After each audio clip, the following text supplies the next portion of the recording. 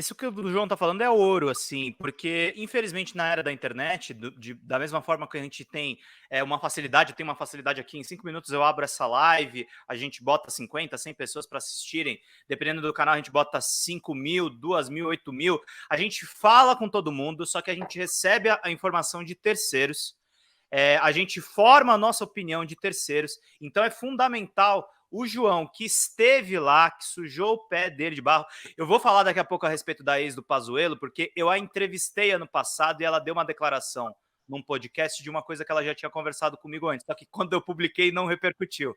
Agora, como tem o vídeo, como tem a pessoa falando, como tem o apresentador se sensibilizando, a coisa repercute. É legal a gente usar esse veículo aqui, sobretudo que é um veículo que eu estou editando aqui, para a gente falar para as pessoas o quão é importante o trabalho do jornalismo profissional. E aqui eu não estou caindo no jornalismo profissional que os grandes conglomerados falam, que é a Globo, a Folha, que nós somos profissionais e vocês aí da internet são todos amadores. Não, todo mundo que vai para a rua e faz esse trabalho de apuração de primeira via, eu diria assim, sem pegar informação terceirizada, sem pegar informação quarteirizada, já está fazendo um trabalho de qualidade. É precioso que o João está trazendo aqui, porque ele traz impressões do local. Ele viu o Padre Kelmon, ele viu o Roberto Jefferson, ele viu aqueles policiais que receberam. Aí tem dúvidas, né? O Roberto Jefferson falou 50 tiros, eu vi alguns relatos que eram 20. Quantos foram? Quantos tiros foram, João? Prometendo que você estava lá.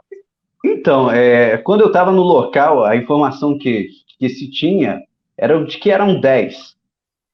Passando com o tempo, se chegou a 20. Hoje, eu já vi em vários veículos de comunicação que foram 50 tiros. Inclusive, eu vi agora há pouco na Globo News. E duas bombas, duas granadas foram jogadas, e aí no vídeo ele fala que foram de efeito moral. Mas o fato é que Roberto Jefferson tinha armamento pesado em casa e ele não tinha permissão para posse de arma nenhuma. Roberto Jefferson descumpriu várias medidas judiciais. Isso é fato. Ele estava cumprindo, é bom deixar claro que estava cumprindo prisão domiciliar. Agora, o que eu quero entender é o seguinte: quando na minha vida, eu presenciei um tiroteio uma vez. Eu ouvi disparos, não estava nem perto do local onde eu estava, mas eu lembro de uma comoção, um desespero. Você falou aqui de relatos de chegada de imprensa com aplauso, chegada de imprensa sendo hostilizada e tudo. Ninguém estava com medo desse tiroteio? Porque ninguém estava com medo? Qual que era o clima?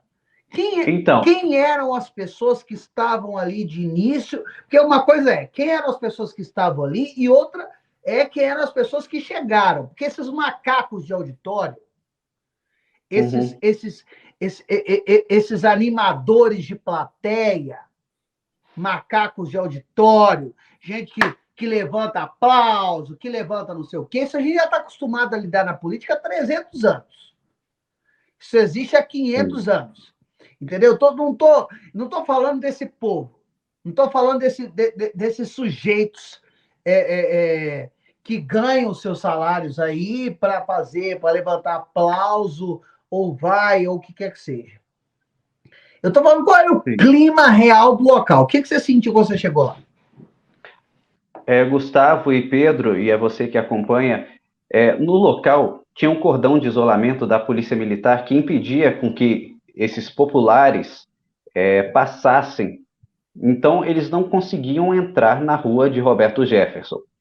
Quem estava, de fato, na rua de Roberto Jefferson, quem se aproximou da casa, foram membros do diretório do PTB, foram membros da OAB-RJ, além dos policiais federais, policiais militares, que obviamente estavam envolvidos nessa negociação, duas ambulâncias do Corpo de Bombeiros, duas viaturas do Corpo de Bombeiros, para resgatar lá.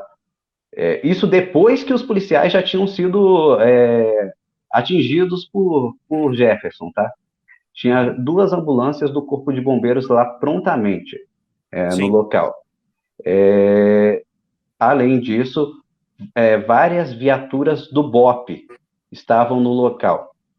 Então, preparados, armamento pesado, toca ninja, estavam todos preparados. No entanto, não se sabia o que se tinha de informação durante a cobertura, era que Roberto Jefferson estava em casa e que se negava a sair. E até então o clima que se passava era o seguinte: tá tudo bem se o Jefferson não sair de casa, ou pelo menos isso que dava a entender. E a gente ficava ali acompanhando apreensivamente. Nós sabíamos que tinha uma certa segurança porque tinha muito policiamento e porque a gente também tinha uma limitação até determinado horário, até a prisão, até o momento que Jefferson se entregou, a gente tinha uma limitação da onde podia chegar, mesmo sendo da imprensa. A gente podia Mas passar do cordão de... você se recorda do sentimento dos policiais? Eles estavam... Porque assim, a gente vê o Rambo brasileiro negociando com o Roberto Jefferson, sorridente, feliz, como alguém à disposição. Isso nos leva a crer duas hipóteses. Ou ele é um inescrupuloso, que eu não acredito nisso, ou ele estava realmente negociando, blefando, tratando bem para conseguir tirar um maluco, e não maluco no sentido de ser um doente mental, porque ele não é um doente mental. Roberto Jefferson é plenamente consciente do que ele faz, e mais do que isso, ele avisou o que faria, se fosse preciso, ele já anunciava isso há alguns anos, então ele não pode ser tratado como maluco, ele tem que sofrer as consequências de um sujeito pleno de suas capacidades cerebrais, pleno da sua intelectualidade. Então, assim, eu sei que esse agente da PF, por mais que nos revolte, ele rindo ali, conversando, estamos à sua disposição, a gente sabe, eu acredito, a gente sabe não, eu acredito que ele estava blefando para prender um sujeito que não tem medo de nada, um sujeito que... Exatamente. Não é que não tem medo de nada, um sujeito que se sente seguro na impunidade. Que a verdade é essa. Roberto Jefferson vive as seguranças de quem está impune diante de tantos absurdos, tantos erros que ele comete a vida toda. Segurança de homem rico, né, Gustavo? Exatamente. Homem branco rico. Eu queria saber qual que era o sentimento dos policiais em torno. Se estavam tensos, de que poderia haver um tiroteio a qualquer hora. Porque se é um maluco, ele pode pegar a arma a qualquer hora e atirar de novo. Não, Gustavo. Qual era o sentimento deles? Gustavo, olha, por parte dos policiais eu não notei nenhum nervosismo. Pelo contrário, eles estavam lá de forma cumprindo a atividade deles com bastante tranquilidade. Eu li mais cedo que inclusive, foi a estratégia do negociador da Polícia Federal. Eu li que ele é um policial experiente e que, por isso, teria agido daquela forma para negociar com Roberto Jefferson. Mas, de maneira geral, eu que estava fora da casa, mas ali na rua, acompanhando toda a movimentação, os policiais estavam tranquilos, não vi nenhuma expressão de preocupação ou de nervosismo durante o dia. Pelo contrário, o que eu vi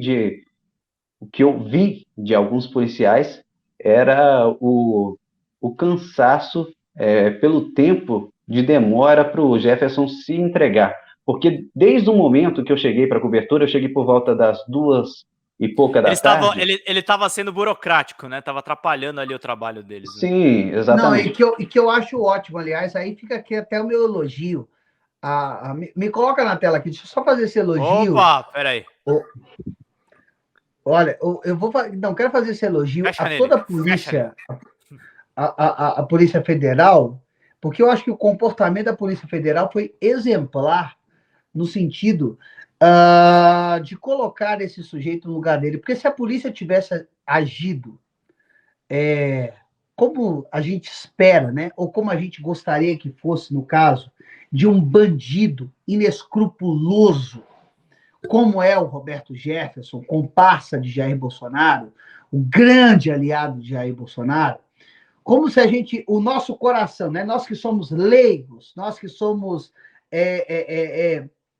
apenas trabalhadores e que sofremos com tudo de mal que essas pessoas provocam, eles teriam tido outra reação. Mas eles tiveram uma reação inteligente, que é a de que não abriu brecha para que esse sujeito, para que esse bandido, Roberto Jefferson, comparsa de Jair Bolsonaro, o homem que está do lado de Jair Bolsonaro desde o início, este bandido não tivesse a coisa do seu o redentor, de o que sofreu abuso. Então ficou claro a reação da Polícia Federal versus a reação de um bandido. Um bandido age como agiu Roberto Jefferson. E aí houve toda a paciência, e aí eu peço a compreensão de todo mundo que está nos assistindo, de toda a nossa audiência, de entender o seguinte, que há uma estratégia em lidar com esse tipo de bandido e esse tipo de situação. De deixar claro quem é o bandido e quem é o mocinho. E a polícia foi irrepreensível nesse tratamento. Porque, no final das contas, este sujeito, eu ia falar filho da puta, mas eu estou mudando os termos, de que esse sujeito está preso e é isso que importa.